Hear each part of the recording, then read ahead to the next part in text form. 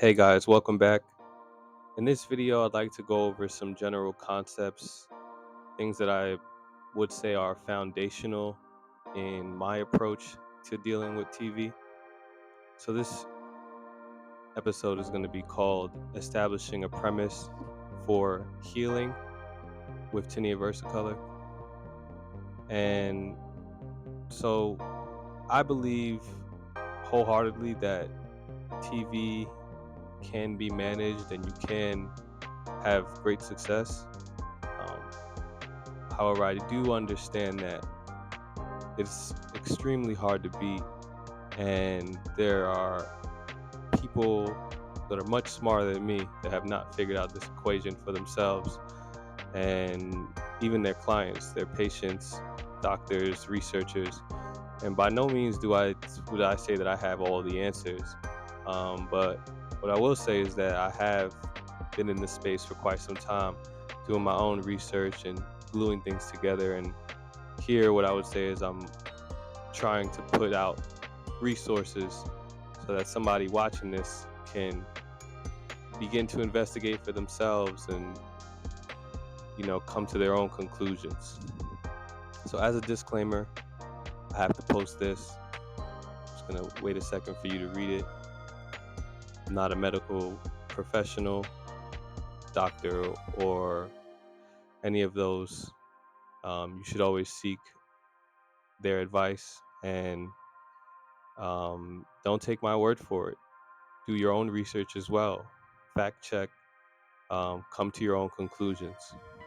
With that being said, this is a photo of me back when I was probably in a close to severe state of TV. It was definitely progressing, as you can see. I don't think I can zoom in with this, but if you zoom in, you'll see the flakiness.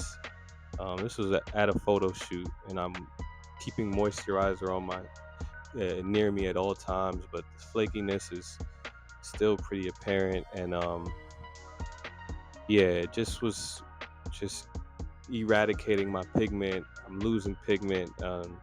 It just wasn't a pretty sight to see. And then here's a photo of me after, same shirt, and I've gotten to the point where I've been able to restore the pigment, and yeah, my skin is tanning again. So it's attributes to the fact that I believe what I'm doing is working.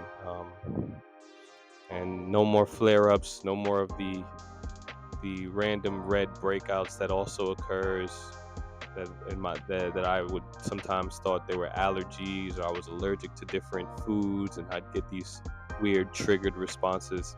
I'm not having any of those. And so next thing I want to say is tinea versicolor is super difficult. There's a study that actually came out of Brazil.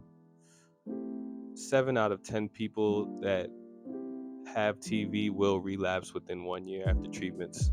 And this is the conventional treatments that are administered: fluconazoles, the itraconazoles, the ketoconazoles. Um, 70%, 7 out of 10, will have 1 to 4 or more, but at least 1 to 4 breakouts within 1 year after having the appropriate conventional way of going about doing things recommended by our our medical science that we are currently living with and dealing with. And so if that percentage is fine with you, then that's fine. If you fall into the 3 of 10 that never has a recurring infection or a recurring reaction, then that's fine. I personally, I've had recurring infections. First time I did this and I was able to eradicate my skin was years ago, actually. But what happened as a byproduct, I wouldn't recommend. I definitely did a lot of harm to myself. And so going about doing it the second time that I'm doing it now, I would say I've definitely come into a more holistic approach. There's some researchers that are in Tokyo, and I've read one of their studies, and I really appreciate this sentence. It says, It is difficult to explain the pathogenicity of Malassezia species based on a single factor, because the mechanism of pathogenicity of fungi is known to be complex. And so I can appreciate that. When you're looking for information online, you'll pretty much get caught in this loop where everything is saying Tinea Versicolor is caused by Malassezia. And so Malassezia furfur is uh, a skin condition that occurs. It's a skin fungus, skin yeast that lives naturally on the skin. And so they say that it overgrows based on varying factors. They haven't been able to pinpoint one reason, but there are complex reasons. And so when dealing with complex systems, I would say that I am in agreement with the fact that the possibility that there's more than one problem is more than likely. And secondly, that attempting to solve one problem could lead to new problems in other areas. And so this is what I've found, and I'm still finding to this day. Like, I'm dealing with other issues now. Tinea versicolor isn't the thing that I'm working on improving at the moment, but I'm always aware that it can come back. But I'm in another place working on other areas. But I do believe that um, just the way I've designed and the way that, based on my experience, I have a susceptibility to, when I go through extreme bouts of stress and prolonged stress, that the TV could come back. So my premise for healing, I would say that multiple factors are contributing to TV, which means multiple problems are involved, and which also means multiple solutions can be utilized. And on this page, what we're going to do is we're going to start to bridge and build concepts by working this kind of premise into the model. So we'll identify multiple factors, multiple problems, and we'll also talk about multiple solutions. But I want you to keep that in mind, because no one shoe fits all. Okay? Everyone's at different starting points, and multiple scenarios can occur when you're trying to apply solutions. So one effect that it has on some person might not have the same on the other. And that's because we're all at different places. We've all had different experiences and different stresses. So really, one of my main focuses and interests here is that I want to be able to heal the safest way possible that causes the least amount of harm.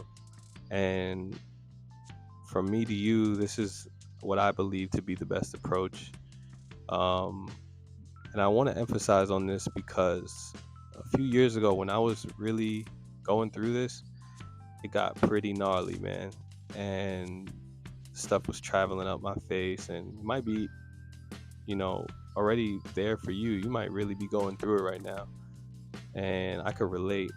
And in those times when I was really going through it, I was willing to do some extreme things to heal. I really wanted this problem solved. And so I just want to emphasize that I really want safety to be one of the cornerstones of this page, because it's a wild world out there, and the information that comes out, you never know what you're really reading or why you're reading it. And it's not that hard to make a decision that can lead you into an irreversible circumstance. So I would hate for someone to go through that.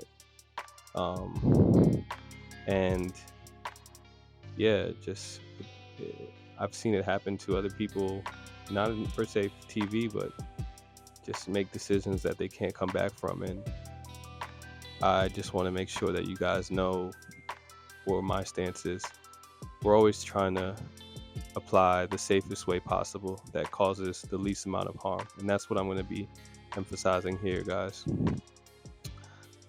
So like I said, that means we're, in my opinion, the best way to do this is going about in a holistic approach.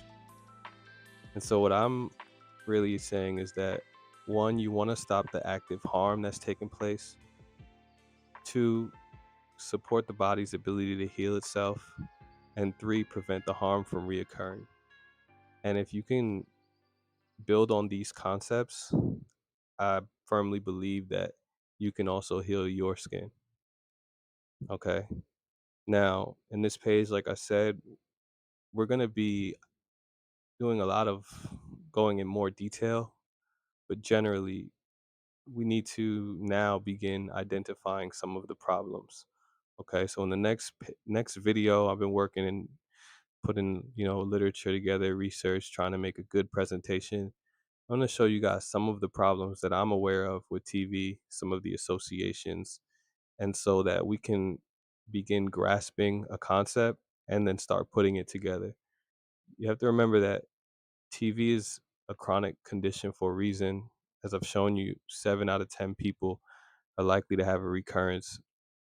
Medical science, conventional science has not figured out this equation yet, but I believe putting um, the problems together and putting the associations together, we could come up with a working model that is manageable and can reduce that number from 7 to 10 to lower, and extend that time period from 1 year to further out, and have people enjoying their lives without having to deal with this